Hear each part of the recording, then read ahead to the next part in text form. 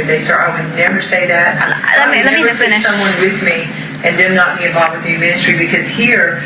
Okay, can I just finish what okay. So you said his ministry is for his kids, you won't touch that, and he doesn't want anything to do with this, which is fine. And we're talking about the prenup.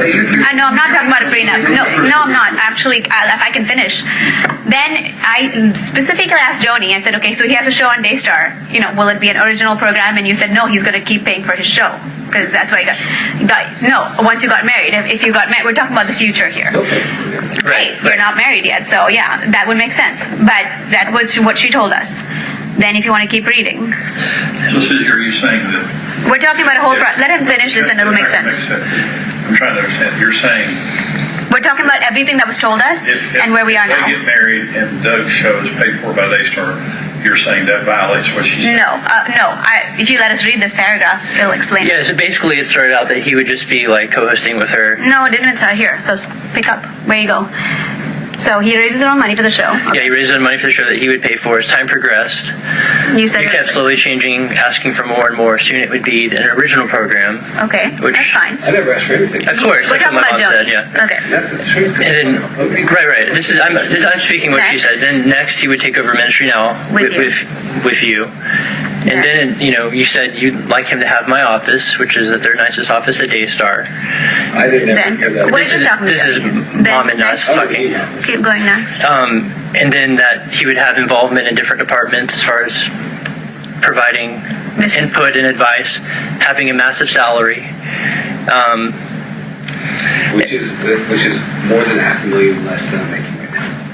Well, that's not ours. Sure. Yeah, That's your choice. I mean, that's not about us. We're talking about what Joni has told us and how it has changed. How it's changed, how it's shifted, how the market has shifted. We're talking about the reasons why the trust is shaken, because everything that is said suddenly is very different. Then you can explain. But I'm not aware of most of what you're talking about. Right. Yeah. And then we know when a woman is married to a man, he becomes the head of the home. That's biblical, right? So even if you're the president in title, as a man, Doug is in fact leading Daystar. Therefore, we don't trust you as you've changed everything you've said. That's not true. I love We're going to get to the end of this guy. I just wanted to offer. This is... It feels out of control. It just feels out of control. And Dad would be completely against this. Okay. All right. You done? Well, with this point. Yeah. Okay, so this is all fear. Okay, total fear. Number one, I'm going to keep running Daystar. Arnold and I have these conversations. I have no desire to run Daystar. He has no desire to run Daystar. He's going to come alongside and help me. Would he co-host with me? Absolutely. Do I need someone? I carry the show most of the time anyway when I'm hosting. So would I want somebody and my husband to do that with me? Yes. Are they going to be pushed out? No. And the Lord gave me the idea of allowing the couples to host once a month, which now it's like 1 in every 6 would they co-host with me. That actually host more, but they learn how to do it together, which is really what they need to do, is how Marcus and I learned to do it, rather than with just me. And so to say you don't trust that I'm going to somehow let him lead or take over is a complete and total lie. And it's based out of fear and them losing their position. No, not at all. We're just talking about what you said versus where it is. No. And so I can deny it till the cows come home. The truth of the matter is I would do nothing but try to prepare Jonathan to lead Daystar when I'm gone one day. And I would do nothing but prepare Jonathan to lead. It's yours. It's your We don't. It's not even about that. We're not even talking about it's ours. You don't have to worry about that. That's not the worry. That's my show just last week. We're talking about trust. Why things that got shaky. We are talking about trust, and I'm answering the question about trust and the things that you have over-exaggerated and said that aren't true.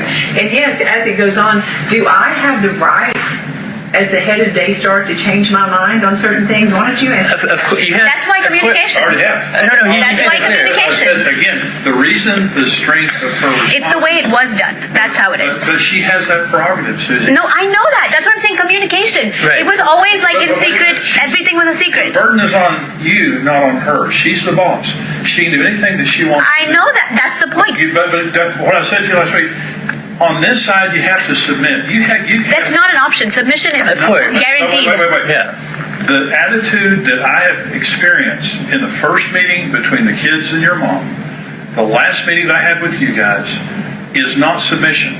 Submission is you go to a person, you politely, you present it to them politely, and just say whatever you want to do. You guys are prosecuting her. You've been prosecuting So her. asking questions is prosecution? The way you're coming across is saying to her, we have no trust in you because you lied about Giving her a chance to explain why so we can be on the same page. This is how Joni and I've always talked about everything. At the end of this meeting, I can promise you this. You'll have to submit without agreeing or without understanding. That's fine. You're not going to agree on everything, and that's what submission is. Right. I don't We came understand. in expecting I don't that. agree, but I'm going to fall in line. Yeah. I want to share my heart, okay, because I shared it with you, John. I want you to be successful. I have no desire to run Daystar. I didn't feel like that. I want you to listen. You don't feel what? That you would come in. I didn't feel like you had some big goal to come and take over Daystar. But we've just noticed. I think that is really confusing. Let me have. It's true. I had felt like I've been thrown in a corner. Don't talk about it, or you're going to face wrath. Okay, That's where I stand. So But So if you watch my show, actually, I start getting the phone calls from the show because my phone bings when it happens. And Doug, can I tell you one thing? You know where this all began? I have no idea. I'll tell you where this began. But, And I'll tell you the truth so you may understand the truth. And Joni, this is going to sound so weird, but this is the truth because no one has been more protective of you than me. Like, I know. aggressively so. I know. So, in the beginning, that first time when Jonathan, Rachel, and Becca had that meeting with you, I wasn't part of it because I was 1,000,000% for her. I prayed more, I think more than anyone for her. I was desperate for her to meet somebody. So I thought they looked really good together. Everything was good. I was starting to get just certain doubts about, process with me when it comes to my faith. So I come over that night to comfort you. And I mean, you said a lot. And you did say, and I let it go thinking, okay, she's hurt.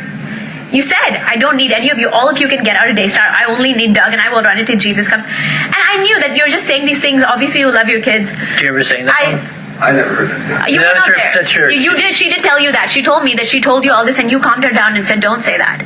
So I for over a year. I mean, I don't know how long it's been. Feels like 9 months. I didn't say one word. I shut it down, and I was like, "That's just her being hurt." Hold on. Do you remember saying that, Mom? Oh, yeah. Okay. And I would say it again today based on... We know that. That's Okay. the problem because it's like No, based on the fight against me or undermining me or talking to people in ministry that know nothing about our situation and coming back to bite me in the butt like Rodney Howard Brown sticking his big foot in his mouth. And that's another whole story. And I told him, I said, you will repent and apologize for this. And he said, oh, yeah, I will. If I'm wrong, I'll do that. And the stuff like that, undermining, talking to guests that have actually come to me that y'all have talked to that have said, your kids are... no, it's different. Not like that. I'm just saying, even like It didn't happen like the that. guy that was just here, I wrote down. That was Rachel and Josh. They were talking to Chris Okay. Reed. He gave them a word. Okay, yeah, I've got it recorded. It got sent to I know. me. So this is the thing. This is the guy that. But that's- no. I want to get to what I was talking about. This is like not even that. I want to say this. You wonder why I could say something like that. This is why. But that created fear. No, why is big? Why that's from where it built. It's not fear. It's like okay, so it's revealed. So if this is truly her heart, she says that, but she's wounded. Then time passes by, and then circumnavigation. Keep everyone divide, conquer. Everyone shut down. It's like whack-a-mole. Don't talk about it. Don't talk about it. Don't talk. If I say anything, you're gonna meet my hostility. Our last meeting where we all came together, I came with a broken heart to just understand you, and that was so painful. And all I heard was fear, and that's what. That's the thing. I have fear of God. That's what I have. I have love for you. I have loyalty to God. I see scriptures and I'm trying to understand. When I was finished with the meeting with you guys last week, I told you I was going to go home and pray. All I heard was fear. The only thing I heard was fear. And I went home and I prayed about it. I woke up the next morning and the first thing I thought when I woke up was 100% fear.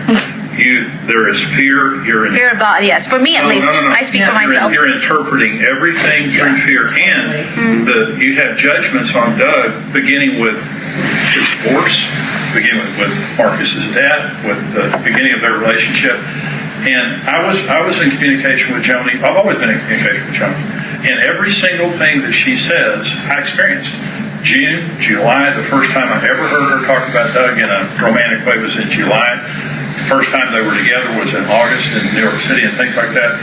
The entire timeline. And when Doug says their conversation, and this is what Joni told me early on, she said, yeah, we just, we were talking about this, talking about that, we had a conversation.